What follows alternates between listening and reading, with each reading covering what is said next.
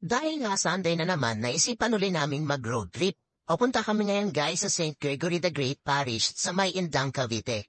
Almost 1 hour yung biyahe namin mula Binyan, Laguna, via Carmona, Silang, then Bypass Road.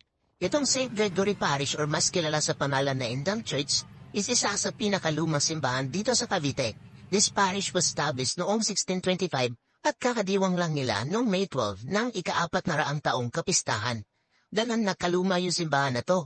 Makikita nyo naman sa mga decorations niya at mga daraulan o furnishings niya. Pati nga hanggang ngayon, andito pa rin yung tinatawag na pulpito na makikita mo lang sa mga makalumang simbahan. Ito yung ginagamit doon ng mga pare para i-deliver yung homilya niya at nang marinig siya ng mga nagsisimba. May mass schedule sila Monday to Saturday, habang sa Sunday naman meron silang 4 na mass schedule, which is 6 a.m., 7:30 a.m., 9 a.m. at panghuli, 5 p.m. Napakaganda talagang magsimba sa mga lumang mga simbahan na gaya nito. So comment below guys if may mga old churches pa kayong maire-recommend.